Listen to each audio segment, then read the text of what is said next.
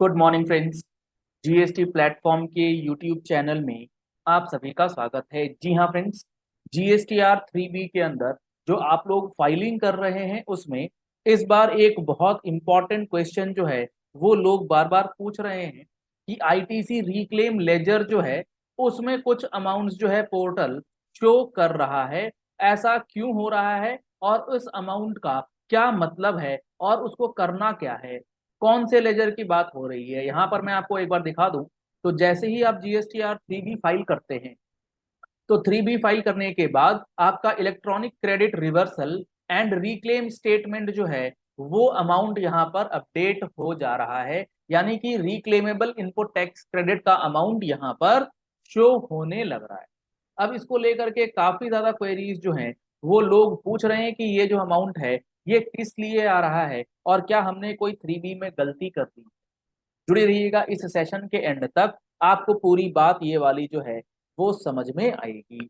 यहाँ पर आप देख पा रहे हैं मैंने ओपन किया है सर्कुलर जो डिपार्टमेंट ने गवर्नमेंट ने इशू किया है कि आपको जीएसटीआर 3B का जो टेबल नंबर 4 है, जो इनपुट टैक्स क्रेडिट से रिलेटेड टेबल है, उसको भरते समय किन बातों का ध्यान रखना है। जब आप आईटीसी अवेल कर रहे हैं या आईटीसी रिवर्स करते हैं या फिर आप इन एलिजिबल आईटीसी का इनवर्ड सप्लाई जो है वो ले रहे हैं, तो जो हमारा ये लेजर था ना आईटीसी रिवर्सल एंड रिक्लेम, ये इसी से मिलता जुलता है और इसी से संबंधित चीजें जो हैं यहां पर आपको बताई गई है। ये अमाउंट इस लेजर में अमाउंट तब ऑटो पॉपुलेट होगा जब आप जीएसटीआर 3B के टेबल 4B2 में कोई भी अमाउंट डालेंगे। क्या बोला मैंने? जीएसटीआर 3B के टेबल 4B2 में जब भी कोई आप अमाउंट फीड करेंगे वो उठा करके इस लेजर में पोस्ट कर देगा। पोर्टल ये मानेगा कि टेबल 4B2 में जो अमाउंट आप डाल रहे हैं ये आपका टेम्पररी रिवर्सल है और इस टेम्पररी रिवर्सल को आप बाद में चल के रिक्लेम करेंगे। इसका मतलब ये कतई नहीं है कि आपको रिक्लेम करना ही करना है। इसका सिंपल सा मतलब ये है कि हो सकता है ये इनपुट टैक्स क्रेडिट आपके लिए आगे चल के रिक्लेम हो जाए। ये बात ध्यान से समझिए। इस अमाउंट में, इस लेजर में कोई भी अमाउंट का आना ये दर्शाता है कि ये आपका टेम्पररी रिवर्सल हो सकता है जिसको आप रिक्लेम करने के लिए एलिजिबल हैं।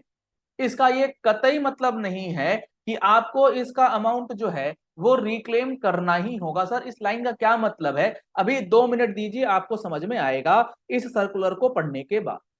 अब इस सर्कुलर ने क्या बात बोली है ध्यान से सुनिएगा।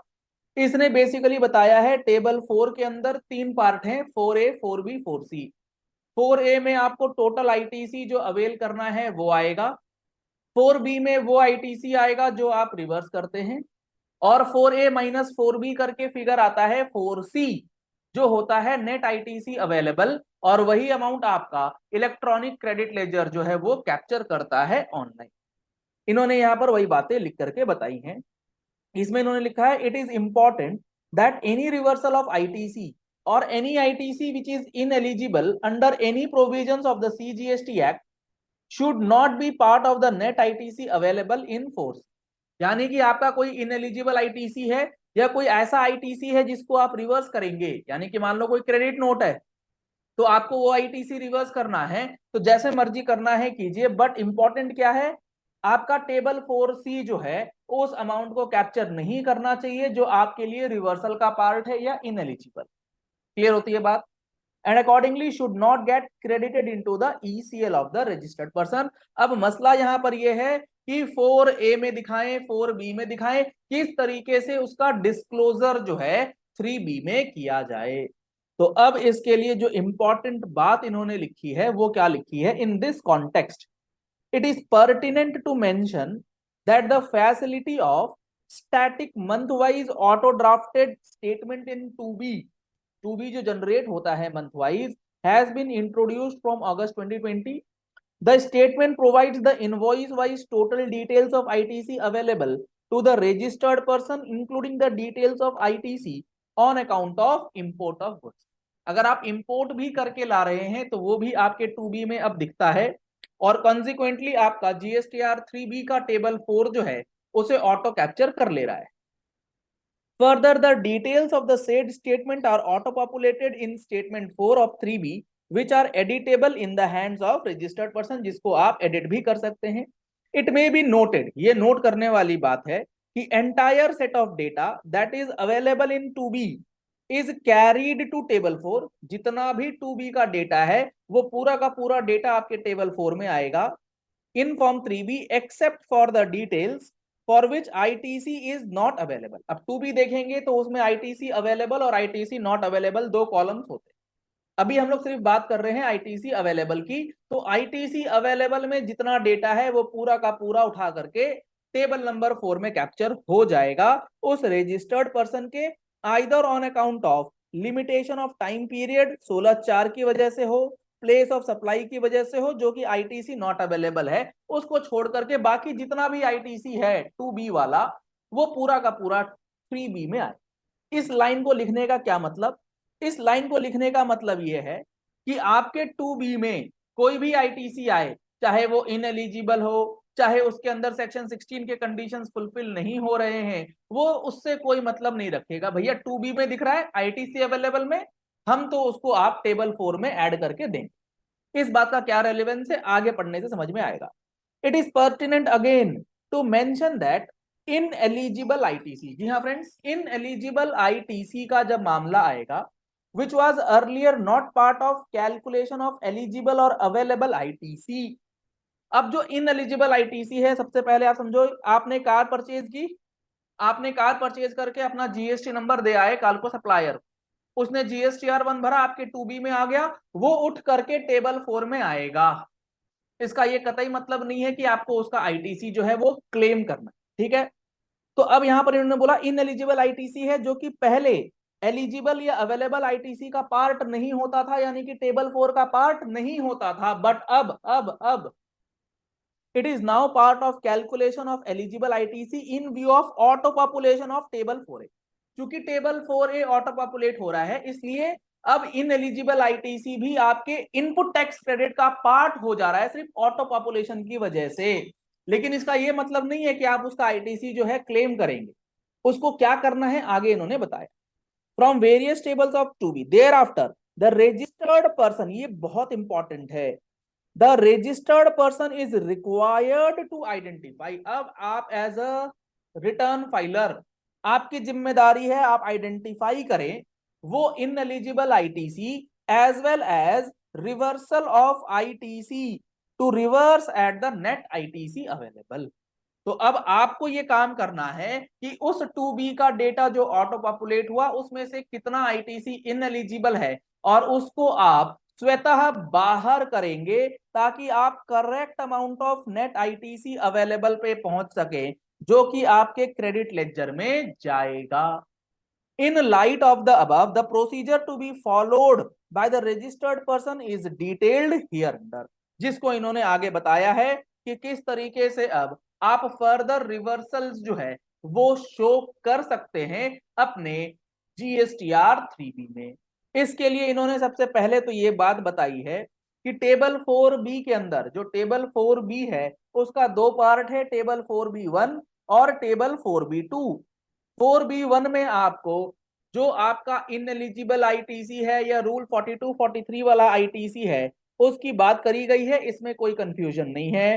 कंफ्यूजन है इस टेबल 4B2 में, इसमें कौन सा अमाउंट जाएगा, क्योंकि इसका अमाउंट आपके आईटीसी रिवर्सल और रिक्लेम वाले लेजर में पोस्ट किया जाएगा। तो इस पूरी कहानी के पीछे आपको टेबल 4B की महत्वता पता होनी चाहिए कि क्यों आपको 4B2 जो है वो भरना है और उसका क्या फायदा आपको मिलेगा। और ये सारी बातें चाहे आपको सेक्शन 17(5) के इनएलिजिबल आईटीसी से रिलेटेड हो, 2B क्या होता है, 3B किस तरीके से फाइलिंग होती है, और जीएसटी का कंप्लीट कोर्स अगर आपको करना है 180 घंटे से ज्यादा की क्लासेस हम लोग आपको प्रोवाइड कर रहे हैं। अगर आप लोगों ने अभी तक इस कोर्स का बेनिफिट नहीं लिया है तो जल्द से जल्द इन नंबर्स पे कॉल करके व्हाट्सएप करके आप इन कोर्सेज को ज्वाइन कर सकते हैं, जिसपे अभी आपको मिल जाएगा नवरात्रि का ऑफर भी।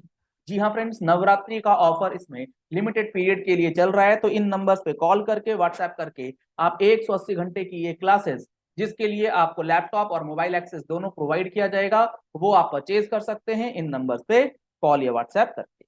अब यहाँ जो इंपॉर्टेंट है 4B2, ये कहता है registered person will report reversal of ITC which are not permanent in nature. जो परमानेंट नहीं है उनको रिपोर्ट करना है, and can be reclaimed in future subject to the fulfilment of conditions such as on account of rule 37, non payment of consideration to the suppliers, section 16(2)(b and section 16(2)(c)(b) 2 section 16(2)(b और section 16(2)(c) of the CGST act in table 4B2। हालांकि इन्होंने यहाँ पर ये तो कह दिया कि सेक्शन 16(2)(b और सेक्शन 16(2)(c जो है वो भी आप यहाँ रिपोर्ट कर दे, बट मेरा ऐसा मानना है कि सेक्शन 16(2)(b यहाँ पर नहीं आना चाहिए, क्योंकि जब आपके पास एक्चुअल गुड्स आए नहीं तो आप उसके लिए एलिजिबल ही नहीं हुए, तो ये आपका टेबल 4A5 से ही माइनस हो जाना चाहिए था। 16(2)(b में इसका आना गलत है। हालांकि उन्होंने लिखा है तो लिखा है, मानना है मानो, नहीं तो 4A5 से भी आप माइनस कर सकते हो। मुद्दे की बात वो नहीं है। मुद्दे की बात क्या है कि अगर आप 4B2 में कोई अमाउंट डालते हैं, मान लेते हैं कोई क्रेडिट नोट है, तो क्रेडिट नोट का अमाउंट लॉजिकली और आपको पोर्टल पे 4A5 में माइनस होकर के दिखेगा। अगर आप ऐसा करते हैं 4A5 में नहीं दिखाते, आप उसको 4B2 में दिखाते हैं, तो आपके लिए समस्या आ सकती है, क्योंकि ये अमाउंट आपका चला जाएगा रिक्लेम वाले लेजर में, और खामखा डिपार्टमेंट जो है कंफ्यूज होता रहेगा कि ऐसा कौन सा टेम्पररी रिवर्सल इस बंदे ने कर। तो ऐसी गलती जो है वो बिल्कुल भी ना करें। 4B2 के अंदर सिर्फ और सिर्फ रूल 37 है। रूल 37A का जो क्रेडिट रिवर्सल है, उन सारी चीजों को ही ध्यान में रख करके करें। या कोई गलती से कोई रिवर्सल अगर आपसे हो गया है, तो गलती से अगर रिवर्सल हो जा रहा है तो वो गलती जो कर रहे हैं आप, वो ध्यान से 4B2 में कीजिएगा। सर कैसी बातें करते हो, गलती भी कोई ध्यान से करता है? हाँ जी, करना पड़ेगा। अगर आईटीसी गलत रिवर्स कर रहे हैं तो 4B2 में डाल के कीजिएगा, ताकि बाद में आप उसको रिक्लेम करने के लिए एलिजिबल अगर रहते हैं तो अपना दावा कर सकते। अगर आपने 4B2 में नहीं डाला और बाद में आप चाहते हैं उसको रिक्लेम कर ले, तो भी आपके लिए मामला फंस जाएगा। फिर आपसे प्रॉपर ऑफिसर पूछेगा कि आप रिक्लेम कैसे कर रहे हैं। अगर आपने रिक्लेम किया था तो वो आप 4B2 में क्यों नहीं डाल रहे, क्योंकि 4B2 में डालेंगे तभी ये रिक्लेम वाले लेजर में जाएगा। समझ रहे हो, इधर कुआं है उधर खाई है। इस वजह से थोड़ा सा सतर्क हो जाओ कि कैसे अब रिटर्न्स जो है वो भरने, क्योंकि यहां पर जो है ना, जब आप रिक्लेम करेंगे तो आपको डिस्क्लोजर डालना होगा 4D1 और 4A5 के। तो ये काफी इंपॉर्टेंट है, और काफी लोग जो है इस चीज को लेकर के कंफ्यूज हो रहे थे कि ये 4B2 है क्या, इसमें कोई अमाउंट डाल रहे हैं तो रिक्लेम में क्यों जा रहा है। वो इसलिए जा रहा है क्योंकि वो टेम्पररी रिवर्सल है, जिसके लिए आप बाद में हकदार हैं कि आप उसे रिक्लेम कर पाए। आशा करते हैं अब आपको ये बात जो है वो क्लियर हो गई होगी कि किस तरीके से आपको अपना इनपुट टैक्स क्रेडिट जो है वो रिवर्स करना है, और अकॉर्डिंगली अपनी GSTR 3B जो है वो सही तरीके से फाइल कर। अगर आपने हमारे चैनल पे फर्स्ट टाइम ट्यून इन किया है तो आप हमारे चैनल को सब्सक्राइब कर सकते हैं। नीचे दिया गया है रेड कलर का सब्सक्राइब बटन, उसे प्रेस करके साथ में जो बेल आइकन है उसे प्रेस कर लीजिएगा। इंपॉर्टेंट वीडियोस आप तक पहुंचती रहे। मंथली GST इनकम टैक्स की अपडेट्स आपको चाहिए तो आप उसके लिए हमारी टैक्स मैगजीन का सब्सक्रिप्शन जो है वो भी करा सकते हैं। Thank you and have a nice day.